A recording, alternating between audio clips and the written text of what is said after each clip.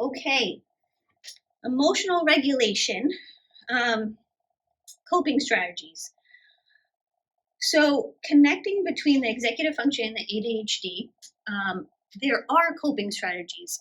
And some of that is looking at giving them language to describe how their body's feeling. They don't typically always have the language to tell you why I'm upset. Or they get incredibly upset and then they feel really bad after, right? It's one or the other.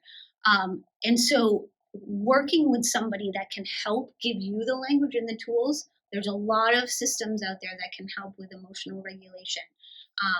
And it's not uphill, okay? So don't think that just because your child is on ADHD med that emotional regulation is going to be like amazing, right? There are strategies that you need to have in place for them to help work on that. And it does take time. Most of the people that I see for support are about emotional regulation and response inhibition and stress tolerance. Those are my three that I see most.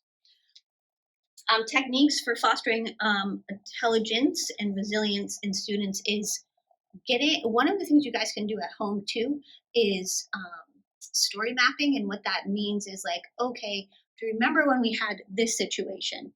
Okay, how do you think we could have handled that differently, right? And what as a parent did I contribute to your emotional regulation, right? Because you're trying to express something to me and I'm not understanding it, right?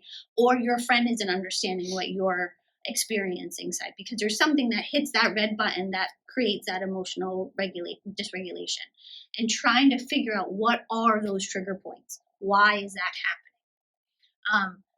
And it's very hard in the moment, right? When your child is a meltdown in public and you're now having all these people look at you, right? It's embarrassing.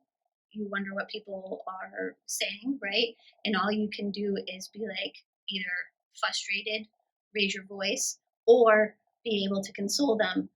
But still, it doesn't feel good for you as a parent. It doesn't feel good for them either, right? So, what is that trigger point?